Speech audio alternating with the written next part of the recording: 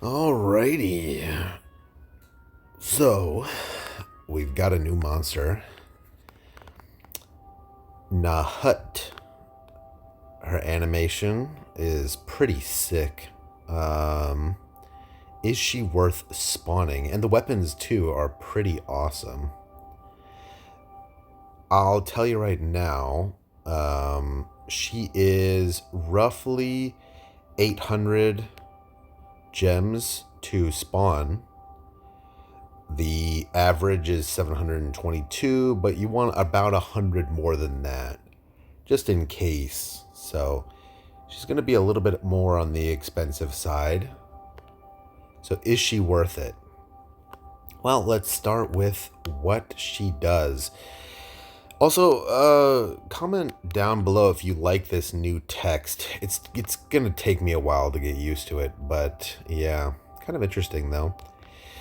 So, first of all, she does damage and she pierces as a fire monster. It's kind of reminiscent of half of Pandora, but her ability power is significantly less. So, on most characters, she probably won't kill, but she still has the potential to do a lot of damage. So, she prohibits Uni at a 170% chance.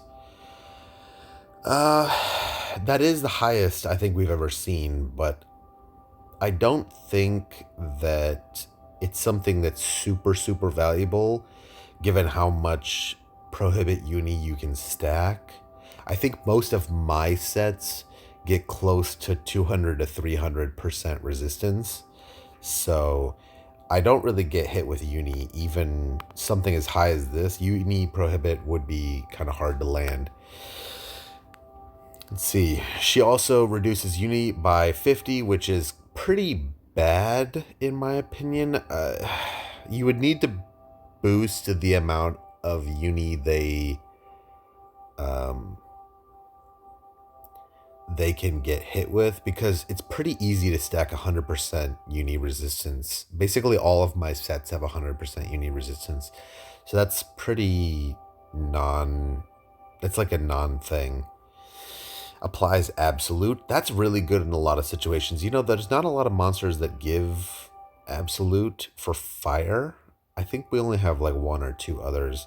Boosts Uni by 50. So this is the first monster ever to boost 50 and reduce 50. So that's really good. Overcast is also really good. I think most people don't recognize how powerful Overcast is. I'll go over specifically why I think it's super, super powerful in just a little bit.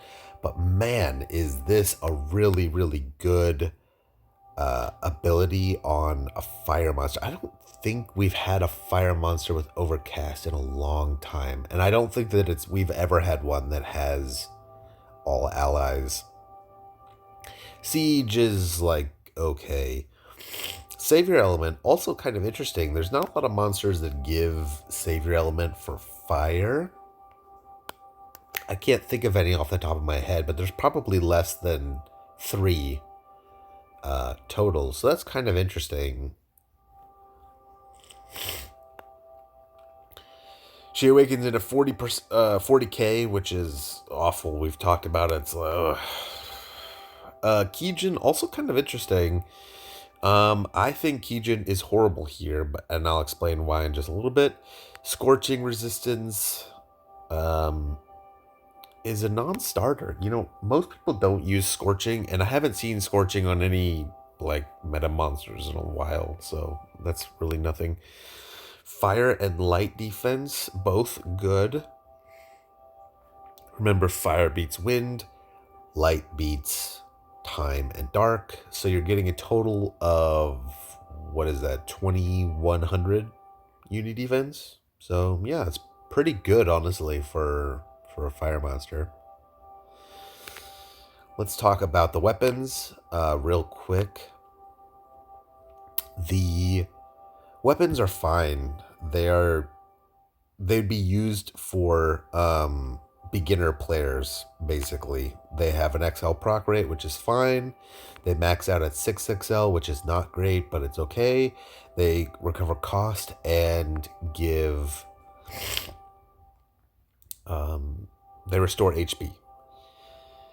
I really don't like them overall, considering that you have to, or they don't guarantee crit rate, they just increase crit hit chance. It's pretty bad. I would say these are great for free to play players and for newer players, and then you just drop them immediately. I'm going to put these at a 5 out of 10 for everything. They're fine, but they're something that you'll want to swap off. So PvP, PvE, guild battles, 5 out of 10. That's the best I can do. Nullifies physical damage, increases status ailment resistance by XL. These are 2 out of 10s for everything. PvP, PvE, guild battle. The main reason why they're so bad is because it's so easy to pierce nullification nowadays, and it doesn't reduce any ability power, so it doesn't do anything else. The saving grace to these is that if you're fighting a specific element in something like a PvP or a 1v1, you can tailor this to be against the enemy more because it only procs against physical and the other one only procs against magical. But overall, these are so outdated. This type of gear is just awful. So let's go back and talk about Nahut. So for PvE specifically, for questing, the Prohibit uni does nothing, but you are still applying Absolute, filling uni gauge, applying Overcast, which time extends, which is really, really powerful. You're getting Siege, so an OK bubble, a Survivor element, which in my opinion is probably the best element for PvE out right now. And you're getting Kijin. All of this on a fire monster. Very, very unusual. For instance, like, I cannot think of any fire monsters that really boost any stats that have come out in a long, long time. Like the only monster here, let's compare it to another monster that came out kind of recently, but that also has Absolute. This one gives Field Obstacle, Abstract, reduces Status Ailment, Absolute, and Mastery, Rampart, Wicked Eclipse. So you get essentially 1 or 2 buffs, Absolute and Mastery. That's basically it for something like PvE. This monster is kind of interesting. You get 200%, but she only gives 200%. She doesn't give ability power except for on the other version. Oh, we do have another monster that gives 50, that reduces by 50 uni. Kind of interesting. But this one boosts ability power and crit. I can't think of any other fire monsters that really do this type of thing. So just from a higher level PvE standpoint, she's probably good because she's nice and flexible. She does quite a few things. I like her for PvE. Honestly, for like free-to-play players and new players, she doesn't give enough buffs.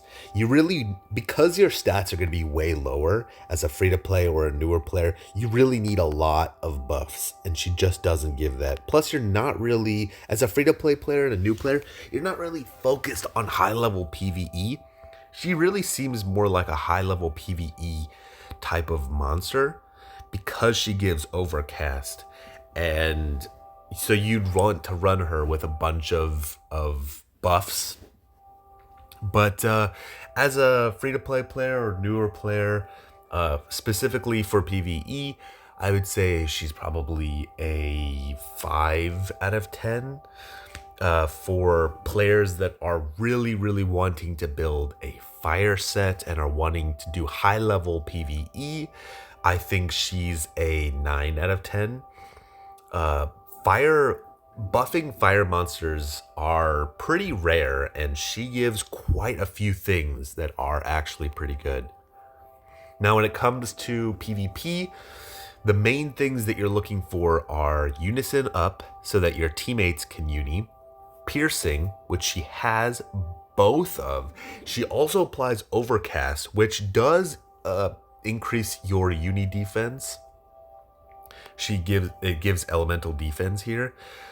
And it also gives a field which can help survivability and also damage. It's kind of interesting. You are missing some things. You're missing things like diffusion. Also, the Unison down does nothing. But you kind of make up for the uni down because you can prohibit uni. Overall, this monster will never compete with a monster like Pandora. There is a difference between Pandora and Queen and Nahut. You just won't be able to convince anyone that you have a top tier monster in PvP or guild battle second round clash, when the whole point of a lot of these monsters is to disable your opponent and their constants such that any monster, regardless of whether or not they pierce or not, will be able to one-shot the enemies. So from a purely like PvP like guild battle standpoint for killing, you are missing a lot of things, and she is not top tier. However, I do think she does things and some things pretty well.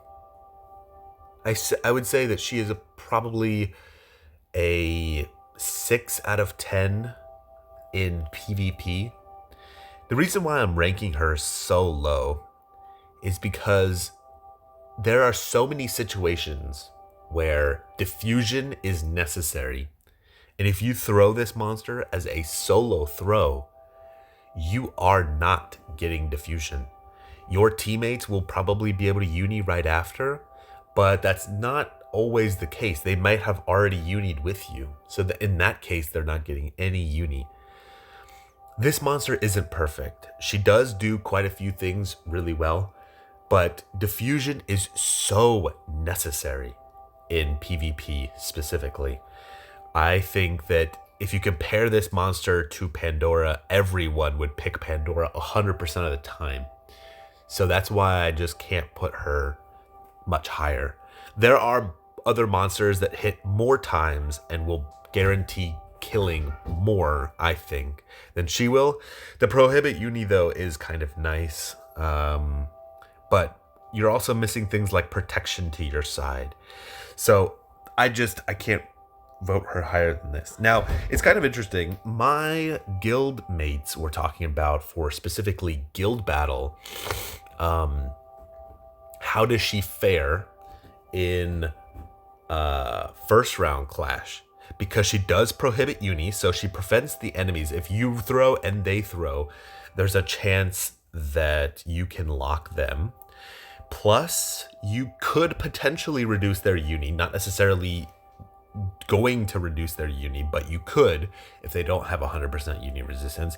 You apply absolutes, and now your racers can triple proc.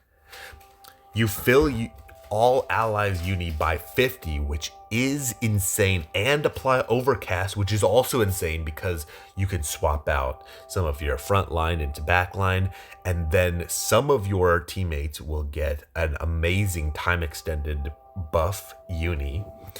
And siege, which is also not really that critical. It doesn't give you a whole lot, but you're also getting a field as well.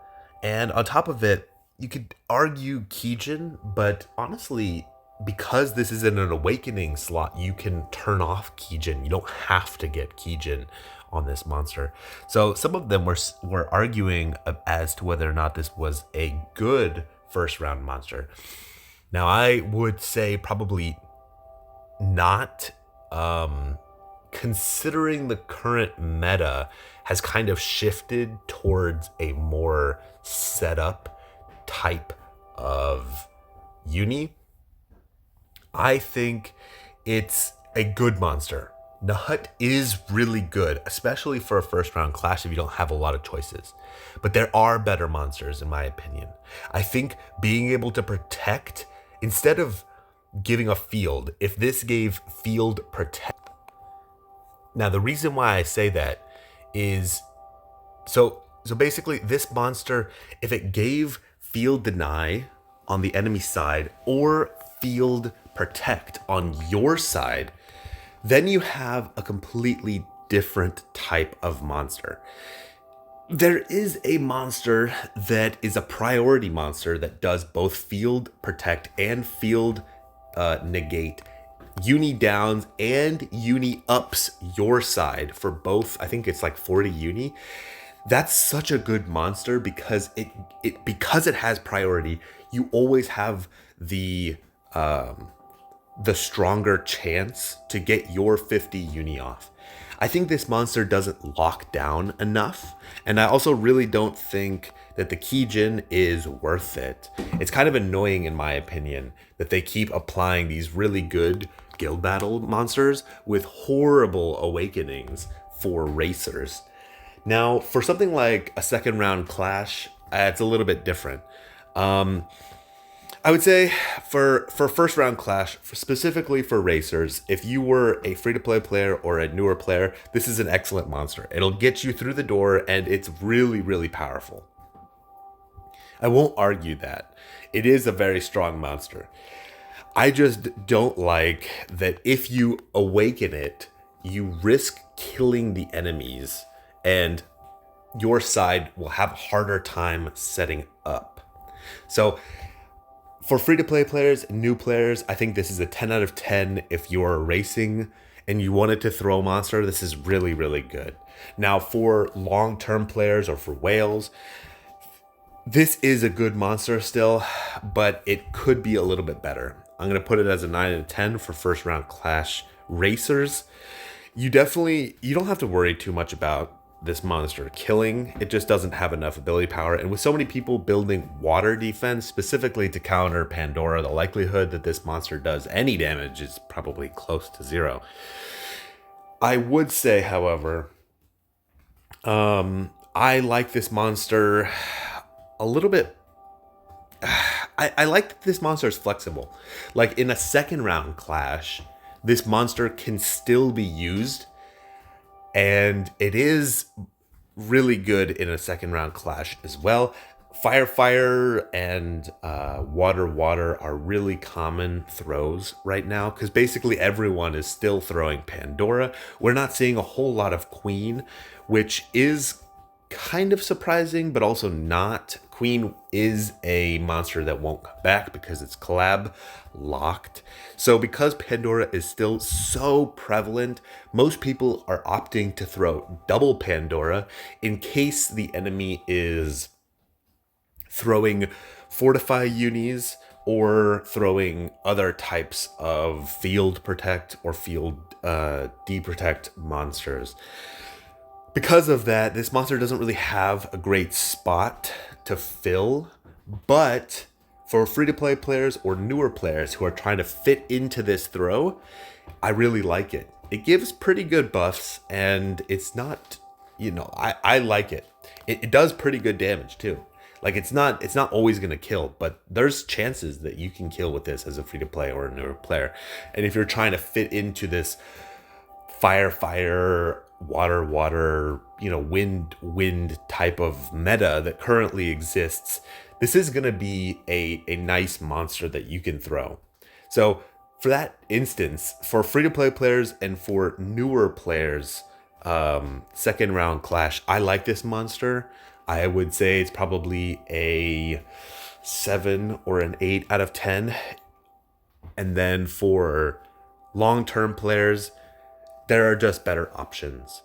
Yes, this monster does prohibit uni and does some other things, but really what you're probably going to throw, if you're throwing fire, you're probably throwing double Pandora, which means that this monster won't have any space. You can't throw triple fire in this type of meta, considering the prevalence of water. So if you threw this monster, you'd basically just be instantly losing. So because of that, I mean, you just skip it. You never use this in second round throw because you just use double Pandora. Now, overall, I think that this monster is good. I would say I would put this monster for free-to-play players and for newer players. I like the flexibility. You can use it in many different places. The overcast is quite unique for a fire monster. I like it. So I'm going to say she is a 7 out of 10 for free-to-play players and for newer players. The main place that I'm reducing her is she just doesn't give enough powerful buffs for things like PvE. You will really struggle if this is your first monster, especially as a new player. You're really going to struggle clearing a lot of the normal quests with this monster. She just doesn't give enough buffs. Now, for long-term players, I think she's interesting. I think she fits a very specific niche for PvE. But I'm not going to spawn her, and I don't know anyone else in the guild who has locked in and tried to spawn her. So because of that, I'm going to put her at about a 5 out of 10. She does have some potential in a first round clash, or in first round of guild battles for gaining and uni chaining, but there's not enough of a potential for me to see a huge meta shift, and her type of position can be filled by others. So because of that, I'm going to have to say she's not worth it for most players. And that is pretty much it. I will catch you guys later.